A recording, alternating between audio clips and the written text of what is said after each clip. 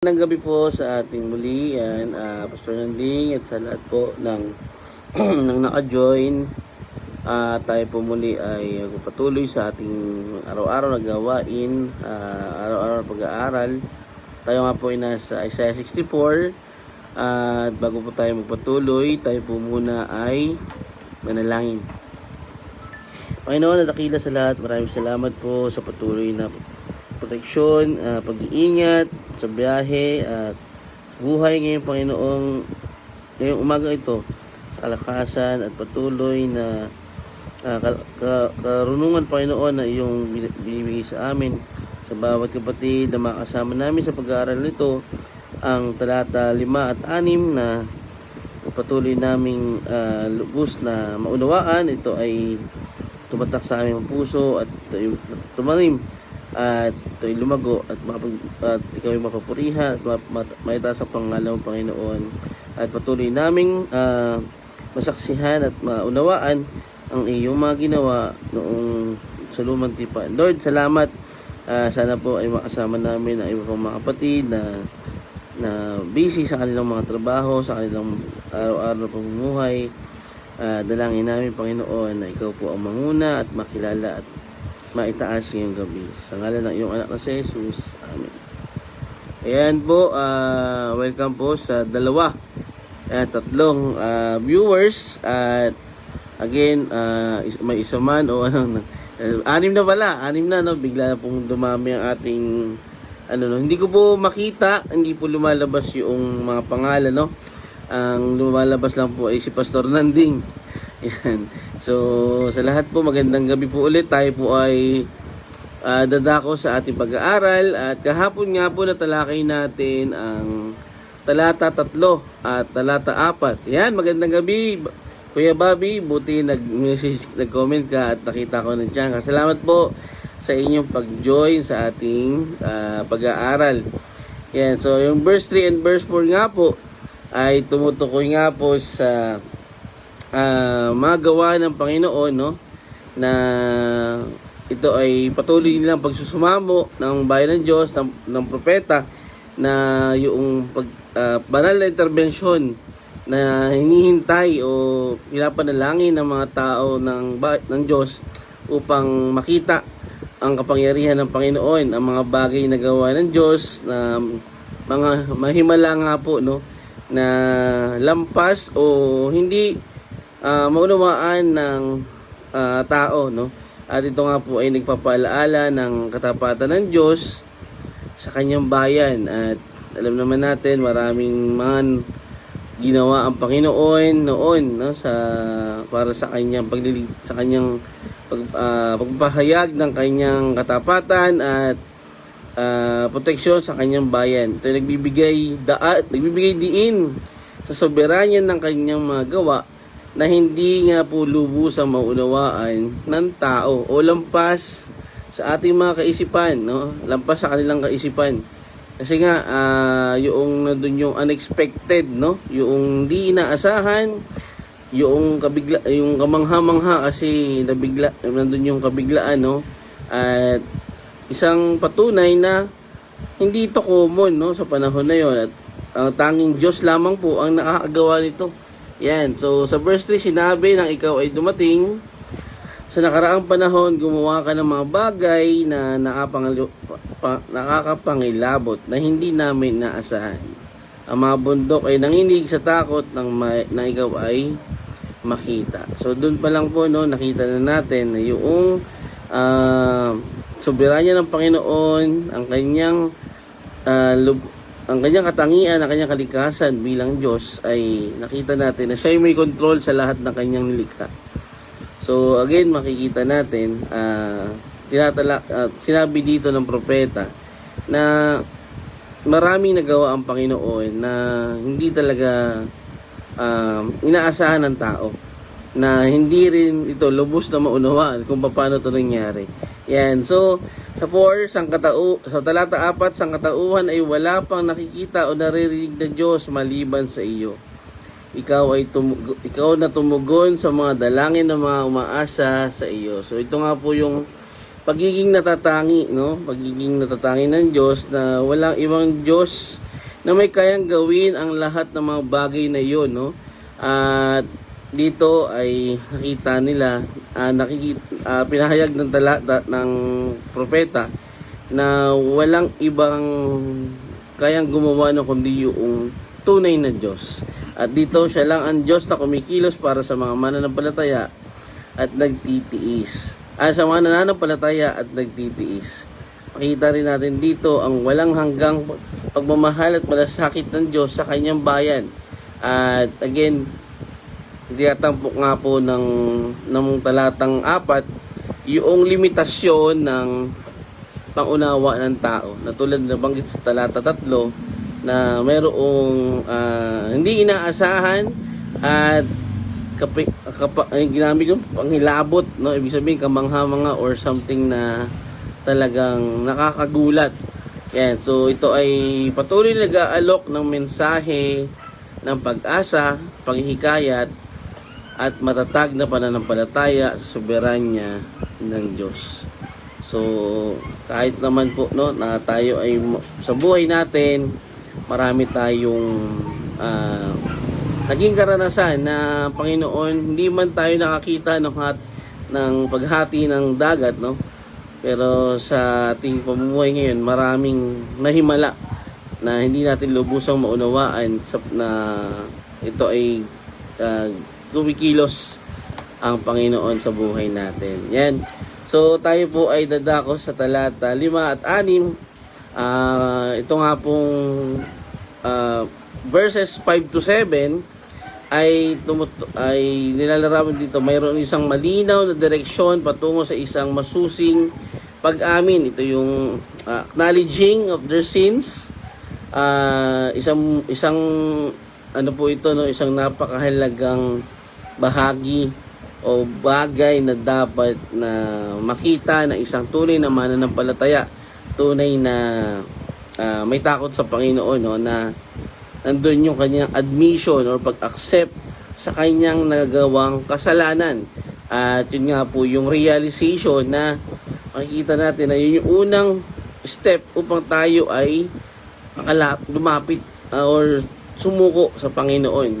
At dito kinikilala ng propeta ang makapangyarihang katotohanan at habang tinutulungan nga po ng Diyos na ang mga nagsasagawa ng pagsunod sa kanyang kalooban ay ito ay nagdudulot ng pagpapanumbalik, no?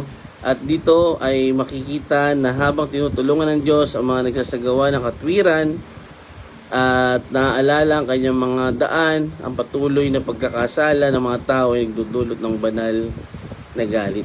So nandito rin yung yung ano man ang ginawa ng tao dahil makasalanan nga po siya, ito nga po ay para lamang maduming basahan. So talaga hindi nakaabot sa kalwalatian ng Panginoon, no? Yan. So ang talata 6 naman po ay nagpapakita ng isang malinaw na paniniwala sa kakulangan ng tao. Yan. Fall short, no? Na inihahambing ang mga matuwid na gawa sa maruming basahan sa kabila nga po ng pagiging makasalanan, no? Yung nagawa nilang kasalanan.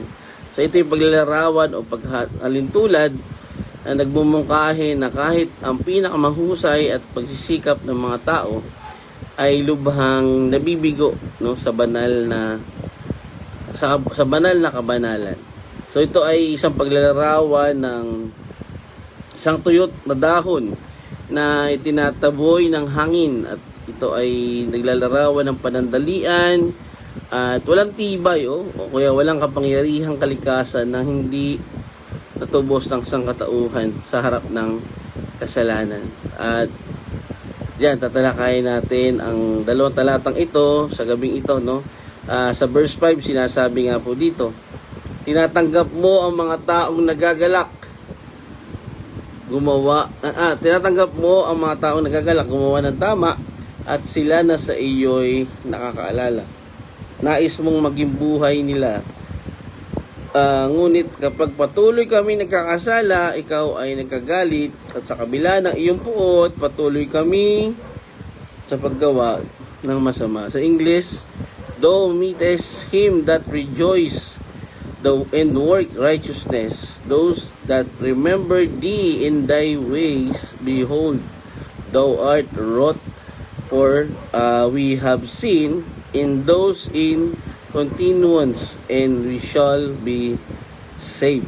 So, kita natin po dito yung talata na may dalawang bahagi o dalawang katotohanan na tungkol nga po sa Diyos, no? Tungkol sa relasyon ng Diyos sa sangkatauhan. Yung first, sa isang banda, binabanggit nito ang kanyang katapatan sa mga naghahangad na mamuhay ng matuwid at sumunod sa kanyang mga daan. At dito nga po, nalulugod ang Diyos sa mga nagpaparangal at nagpupuri sa Kanya gamit ang kanilang buhay. Tulad nga po ng mga naglilingkod, tulad po ng mga patuloy na sumusunod sa Kanyang kalooban.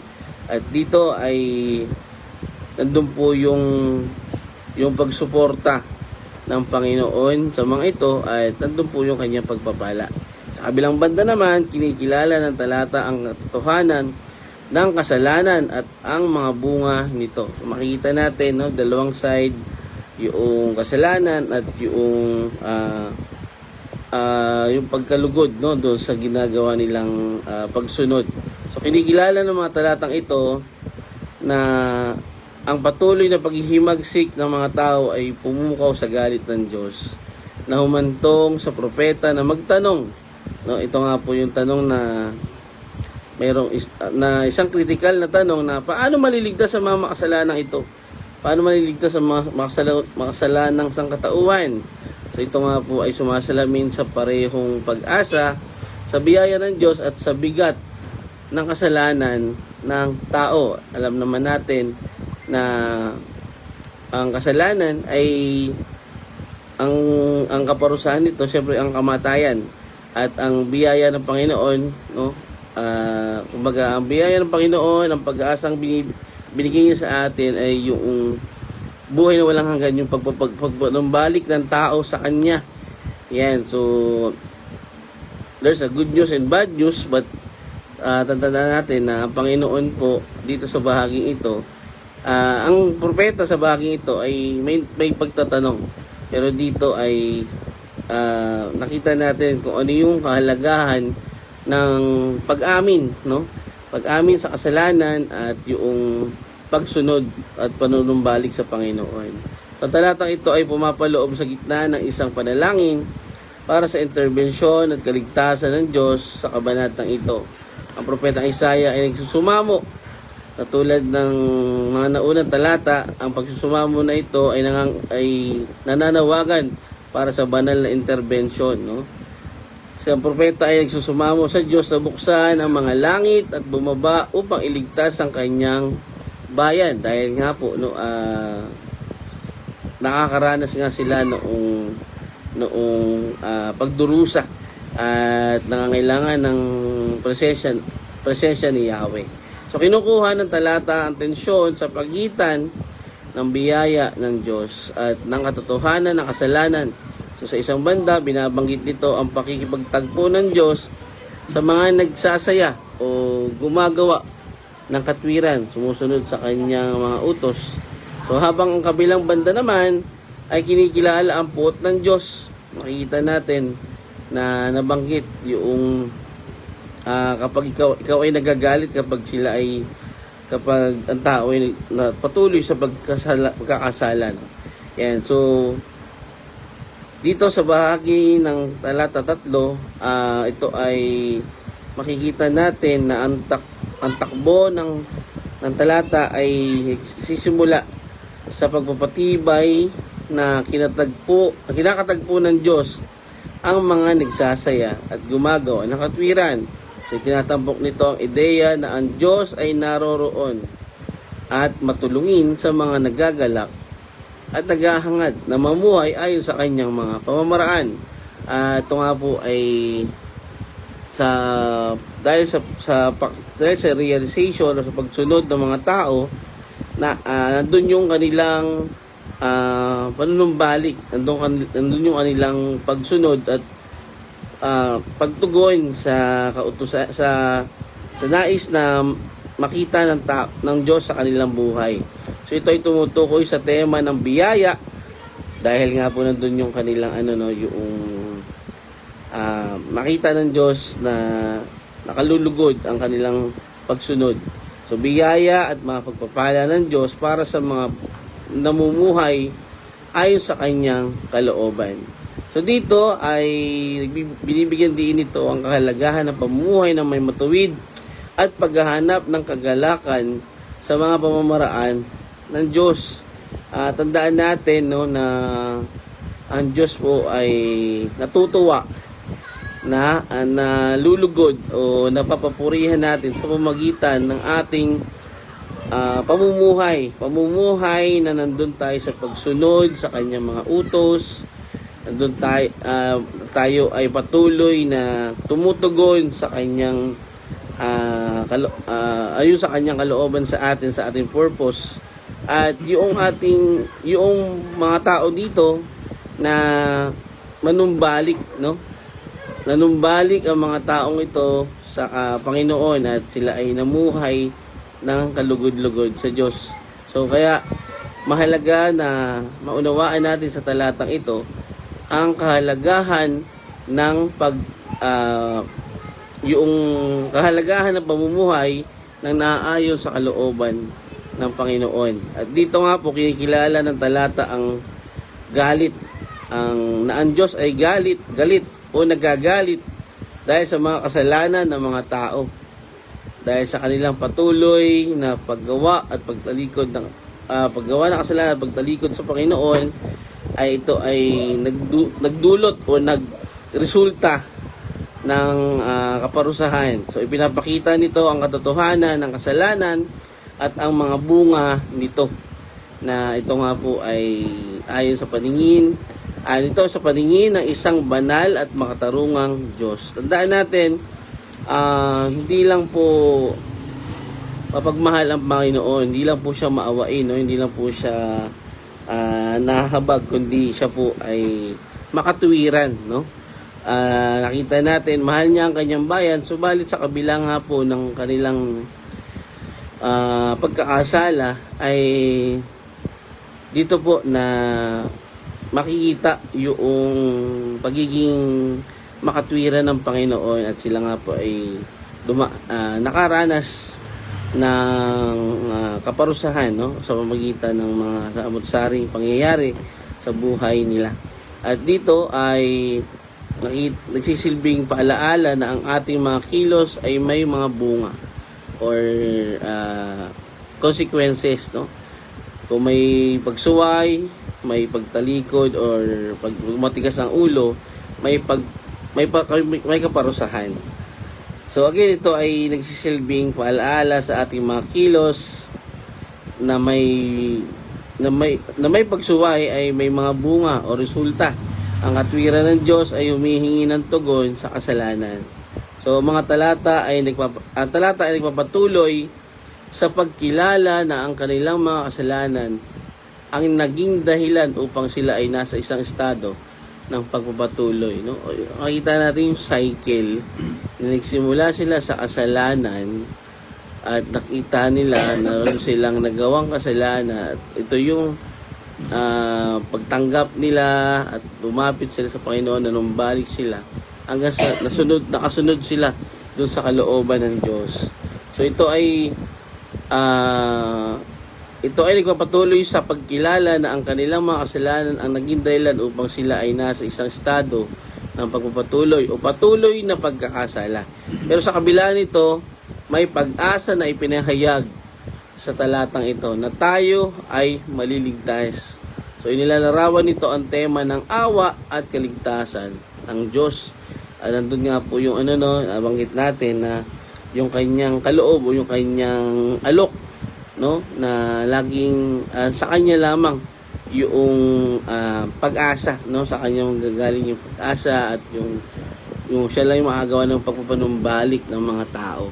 So kahit nasa harap ng kasalanan, pinapahayag nito ang ideya na ang biyaya ng Diyos ay mas dakila pa rin, mas mas malaki pa rin kaysa dun sa nakikitang negative or kasalanan, no, kaysa sa ating mga kasalanan, at kaya niya iligtas at tubusin ang kanyang bayan, no. Imagine natin gaano ka dito ang Panginoon, no. Actually hindi natin talaga indescribable talaga na sa kabila ng kasalanan andun pa rin yung offer or yung paanyaya ng Panginoon na kaligtasan, no. Samantala siya lang po talaga ang ang nakikita natin na merong lagi may pag-asa. Pero sa ating mga tao, madalas tayo pag nagkasala yung tao sa atin ay talagang minsan hahirapan pa, no, napatawarin at walang ibang solusyon kundi kamuhian o ganun. Pero dito po makikita natin ang Panginoon kahit kailanman sa kanyang bayang Jerusalem, no, ay nakita natin sa kabila ng kanilang kasalanan ay nandun yung kanyang alok, nandun yung kanyang binibigay na pag-asa at kaligtasan sa kanyang bayan. Sa pangalahatang konteksto ng talatang ito ay pagsisisi, no? Kaya yung panunumbalik, pagsisisi, pagsusumamo, no, na nandun po yung kanilang patuloy na panalangin at pag-asa, syempre, para sa pamamagitan sa banal na intervention ng Diyos.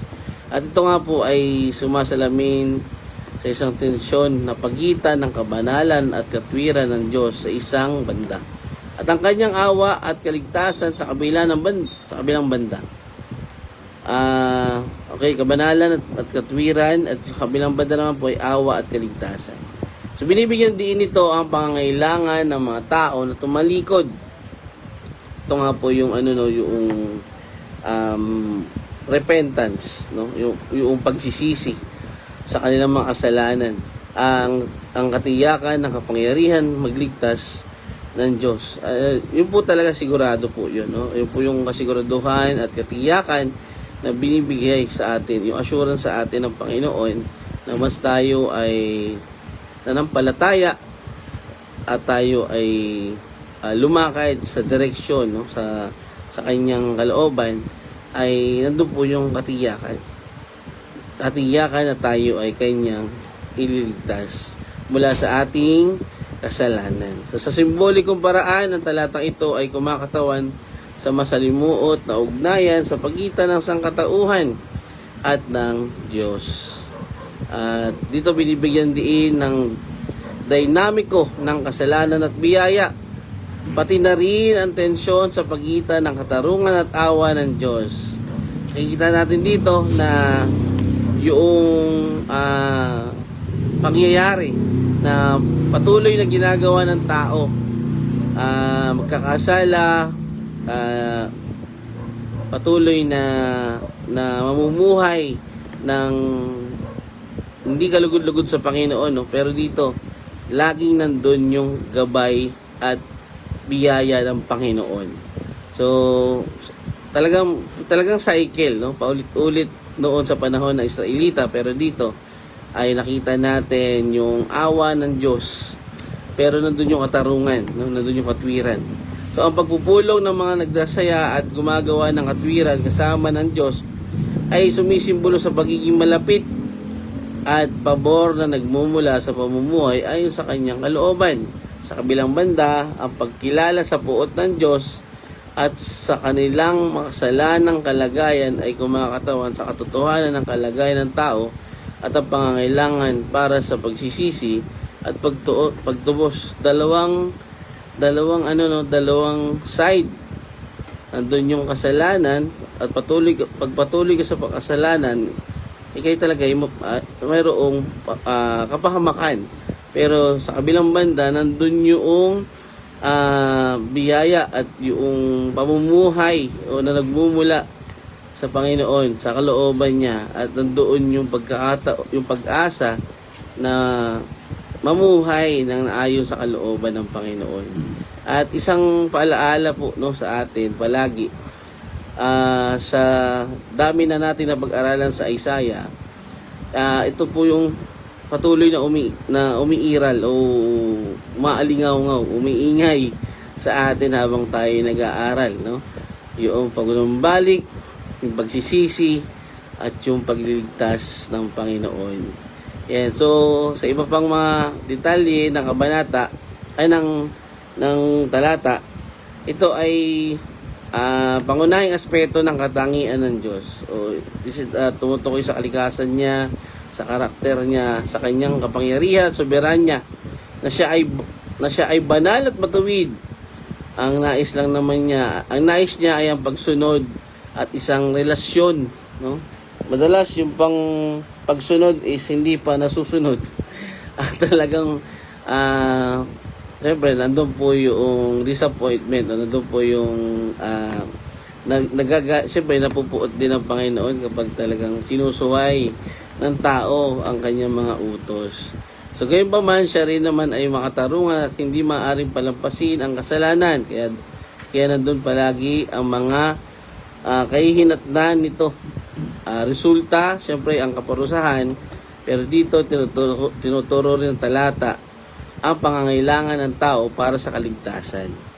So, two sides na dapat natin maunawaan sa talatang ito, na namumuhay ang tao sa kasalanan, pero andun palagi yung kanyang alok na kaligtasan, no?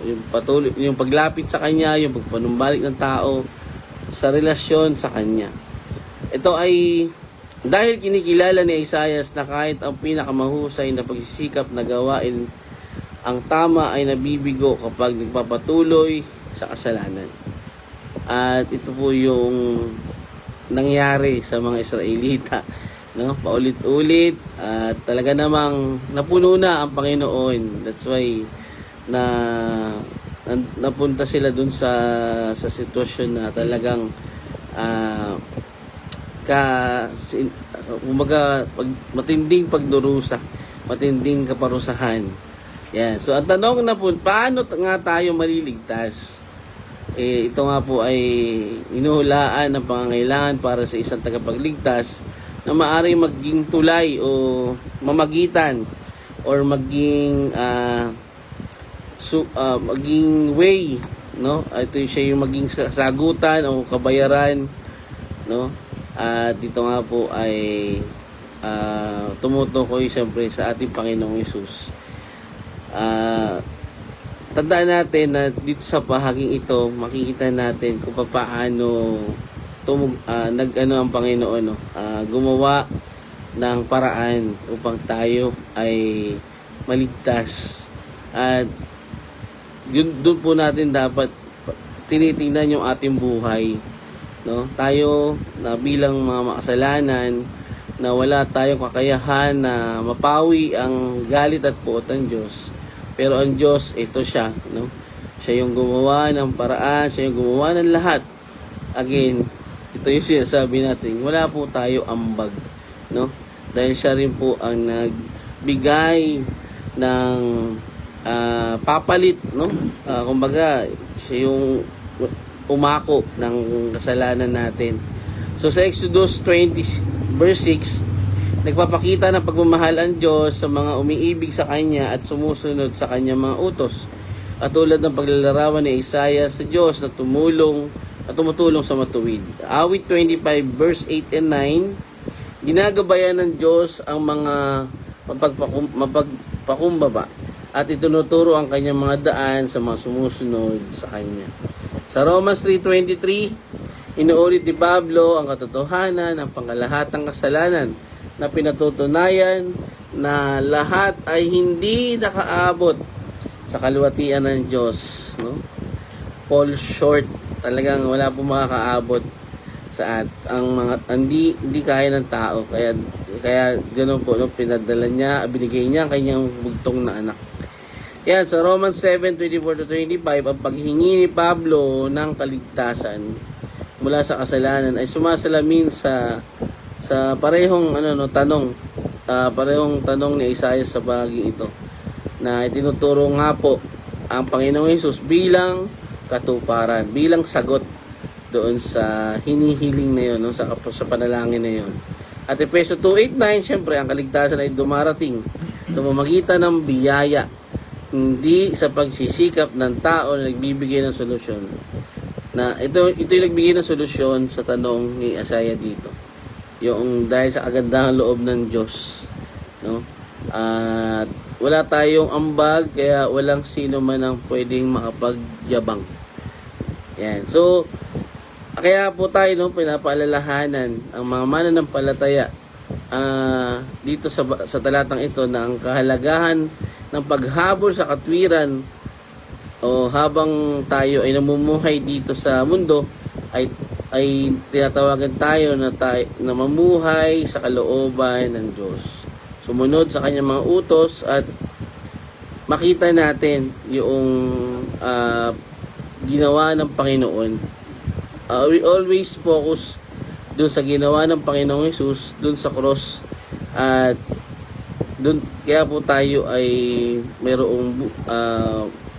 may kaloob ang Panginoon sa atin, no? Yan. So, hinahamon nito ang mga mananampalataya na mamuhay ng sumusunod sa mga daan ng Diyos. Ngunit maging mapagkumbabang umasa sa kanyang biyaya. Andun pa rin po, no, yung hindi tayo magiging kampante, hindi tayo magiging mapagmataas, kundi andun yung ating humility, no, na tayo patuloy na naghihintay sa kanya, patuloy na umaasa sa kanya, at sa kanya naman lamang tayo nagtitiwala. So hinihikayat ng talatang ito ang isang postura ng pagsisisi at pagtitiwala na nalalaman na ang tulong at kapatawaran ng Diyos ay magagamit ng mga naghahanap sa Kanya. Magagamit ng mga taong patuloy na gusto siyang makilala at gusto siyang makasamang muli, no? Yan. Ang talatang ito ay sumasalamin sa malalim na pagmamahal ng Diyos. John 3:16, no? For God so loved the world na binigay niya kanyang isang bugtong na anak. Na kung sino man ang manampalataya ay hindi mapapahamak kundi magkakaroon ng buhay na walang hanggan. So siya ang isang Diyos na nagnanais na tulungan ang mga sumusunod. Imagine niyo po, no? Siya pa rin yung nagbigay ng solusyon para sa mga taong tumalikod sa kanya.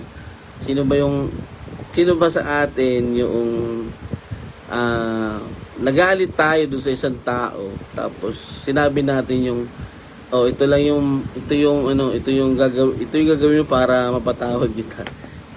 Sino yung magbibigay ng option para maalis yung galit mo dun sa taong yun, no? Pero dito nakita natin ang Panginoon mismo, sa kanya lahat.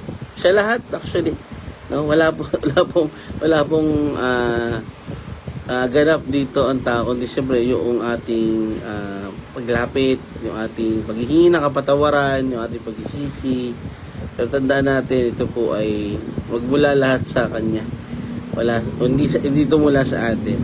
So ang Kanyang galit sa kasalanan ay hindi isang contradiction sa Kanyang pag-ibig, kundi isang pagpapahayag ng Kanyang pagnanais na asang katauhan ay mamuhay sa kabanalan. Mamuhay sa kabanalan at kabuuhan. Perfect. Yan, righteousness. Actually, ito po yung no? Kung titingnan natin, ito yung pinakamahirap, no? Yung sa sitwasyon ng pagtutuwid. Pero again, dahil tayo ay nananampalataya at patuloy na umaasa sa Panginoon, ito po ay ating nakakayanan sa pamamagitan niya. Ang kanyang nakahandaang pakipag-ugnayan sa mga makasalanan tao ay nagbibigay diin sa kanyang biyaya at awa. Yes, this is grace. This is ito yung pag-ibig ng Panginoon na hindi natin kailanman matatawaran, no? So, ang tanong ni Isaiah, paano nga tayo maliligtas? Ay matatagpuan sa sukdulang sagot sa Panginoong Jesucristo. Siya po yung naging katuparan, no? Sukdulang katuparan sa bahagi ito, sa tanong na Isaiah, na siya yung Redeemer, siya yung manunubos, siya yung tagapagligtas ng sanlibutan. So sa pamamagitan ng kanyang buhay, kamatayan at muling pagkabuhay, sa kanyang kamatayan, muling pagkabuhay, ibinigay ng Panginoong Hesus ang kaligtasan. Na marami pa rin ang tumatanggi, no? Marami pa rin ang pumupuna. Yun nga po, no? Pero tayo bilang mga mananampalataya, malinaw po sana sa atin to, no? Itong ginawa ng Panginoon sa krus. Siya ang perpekto na naging kabayaran. Perpekto tinupad ni Jesus ang mga daan ng Diyos at pinasan ang parusa para sa kasalanan ng sangkatauhan upang tayo ay maligtas. So, sa talatang ito ay isang makapangyarihang paalaala ng pangangailangan ng sangkatauhan para sa kaligtasan. Ngayon pa lang po, no, mga kapatid, sa mga nakakarinig at makakapanood po nito, wag po natin baliwalain itong bahaging binibigay sa atin ng Panginoon. At ang kadahandaan ng Diyos na ibigay ito. Kaya tayo ay tinatawagan, calling the attention, no, na sa atin na tayo ay magiging mapagkumbaba, bumalik sa Panginoon at tayo magsisi sa ating mga kasalanan at magtiwala at manampalataya sa Kanya. Bilang pagtatapos ng talatang ito, ang talata ay naghahatid ng isang malalim na mensahe tungkol sa kalikasan ng Diyos at sa Kanyang relasyon sa sangkatauhan. At tinatalakay nito ang tema ng katwiran, kasalanan at pagsisisi at kaligtasan. Sa verse 6, lahat tayo ay naging marumi sa harapan ng Diyos. Ang mabubuting gawa natin maruruming basahan ang katulad, nalanta na tayong lahat gaya ng mga dahon, tinatangay tayo ng malakas na hangin ng ating kasamaan. So, ang propeta Isaiah ay nagsasalita para sa mga tao ng Israel na pagnilayan o pinagninilayan ang kanilang pagiging makasalanan at ang pangangailangan para sa pagsisisi at pagtupos. Napakalaga po nito, no? Yung refleksyon, hanggang maunawaan natin, no, ma-realize natin yung ating pagkaasala sa Panginoon. Ang talatang ito sa pangkalahatan ay nagpapakita ng isang malungkot at seryosong pagtatasa o pag-aanalisa o ginilay na sa kalagayan ng kanilang buhay sa kabila ng kanilang mga gawang kasalanan. Ito ay nagbibigay din sa laganap na katangian ng kasalanan at ang kakulangan ng mga pagsisikap ng tao na makamit ang katwiran. Dito mas binibigyan diin yung sa kabila ng naging kasalanan ng tao, no, anuman ang gawing kabutihan o pagsunod o tama, ay ito ay magmimistulang maduming basahan lamang, no? Dahil nga po sa epekto o sa naging dahilan, naging epekto nga po ng kasalanan sa tao. So higit sa kakayahan ng tao at tinuturo nito ang pag-asa ng panumbalik at pagbabago sa pamamagitan ng biyaya ng Diyos. Sa mas malawak na konteksto, ang talatang ito ay nasa loob ng mas malaking tema ng aklat na Isaiah na kinabibilangan nga po ng prophetikong pagpahayag ng paghuhukom at ang pangako ng pagpapanumbalik. Sa talatang ito, tinuturo din ang katotohanan ng pangkalahatang kasalanan ng sangkatauhan. Walang sinuman at walang anuman ang kanilang kahit anong gawin nilang mabubuting gawa at makamit ang kanilang magawa nila, masunod nila ang kalooban ng Panginoon. Ito ay still na para pa rin isang ginaya doon sa isang maruming basahan, no? Tinatapok ng talatang ito ang pangangailangan para sa biyaya dahil ipinapakita nito na ang kaligtasan ay hindi makakamit sa ating pagsisikap. Sino ba ang nagsasabi na ang kanyang gawa ay makapagliligtas sa kanya, no? Wala po. Walang sino man tao ang makakagawa nito. So binibigyan din nito ang kabanalan ng Diyos at ang malinaw na pagkakaiba sa pagitan ng kanyang pagiging perpekto at di kasakdalan ng sangkatauhan. Inihahanda ng talata ang daan para sa ebanghelyo na tinuturo ang pangangailangan para sa isang tagapagligtas na maaring maglinis sa atin at gawing matuwid sa harap ng Diyos.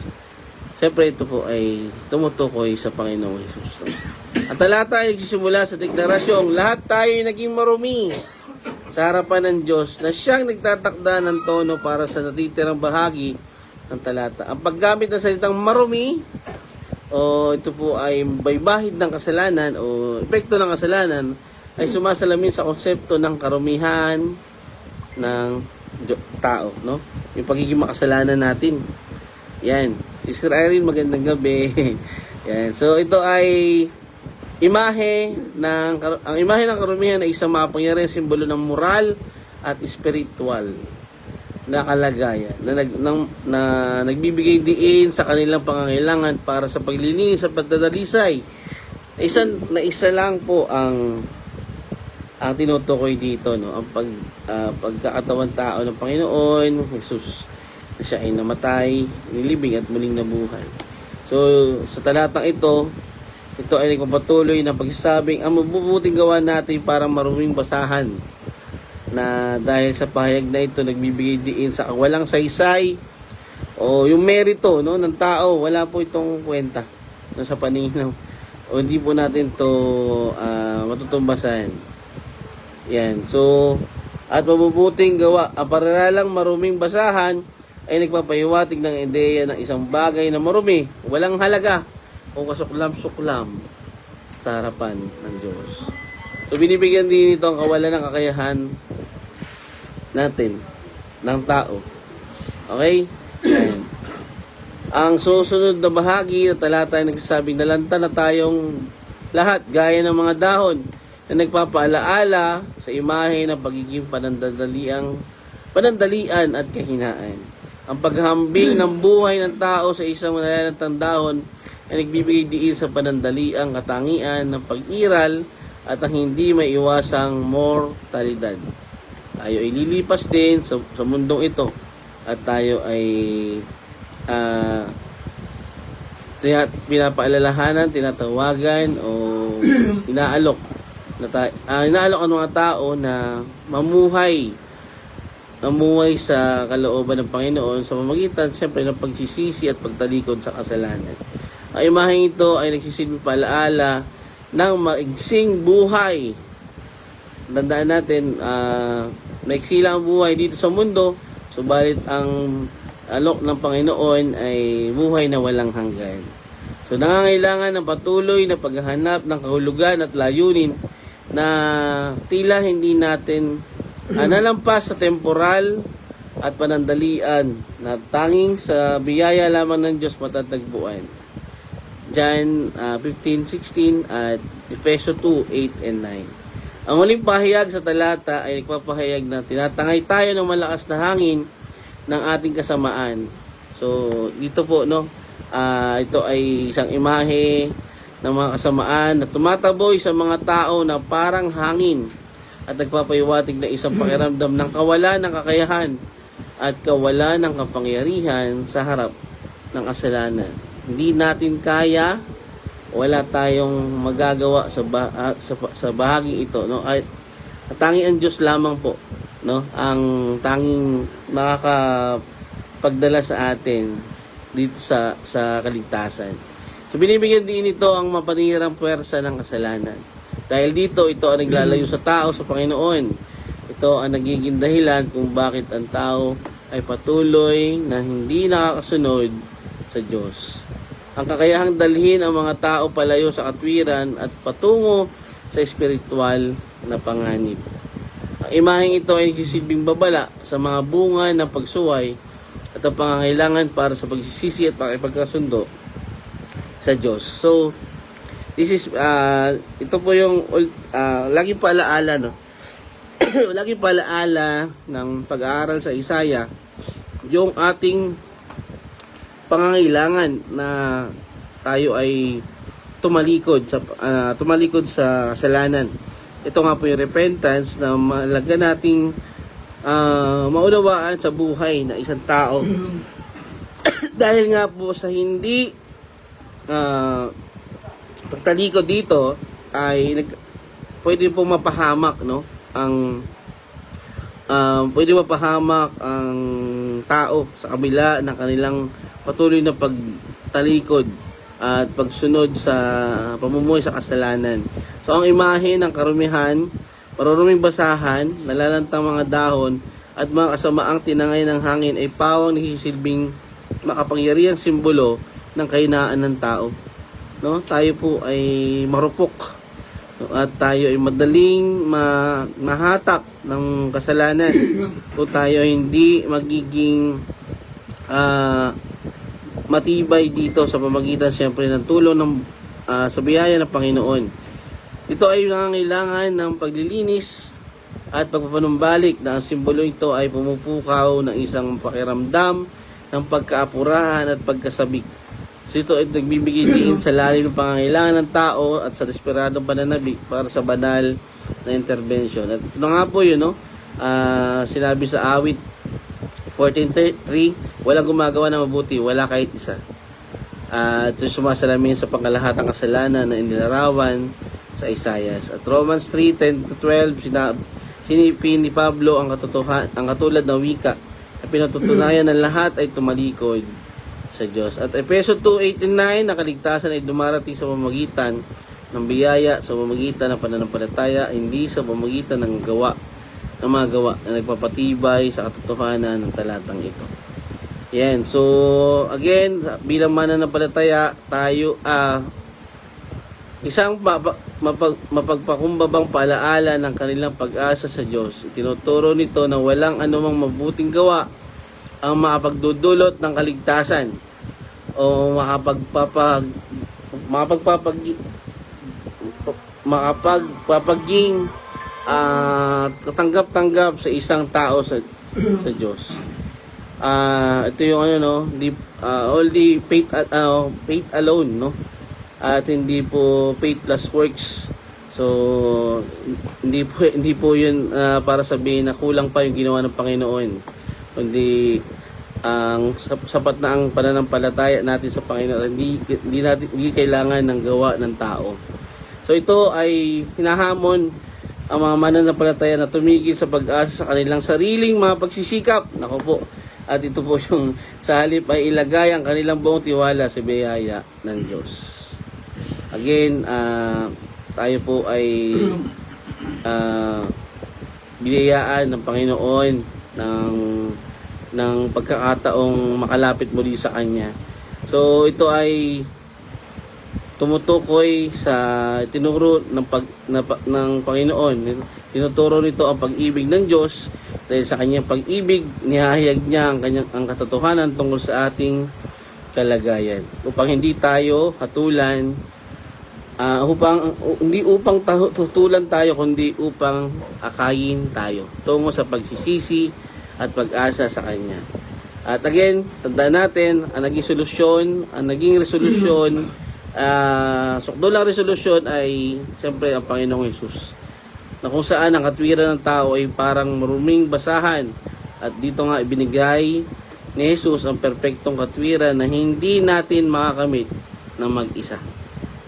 Again, bilang pagtatapos sa ating pag-aaral, ang talatang ito ay nag-aalok ng isang malalim na refleksyon sa kalagayan ng tao at ang pangangailangan para sa banal na intervensyon at pagtubos.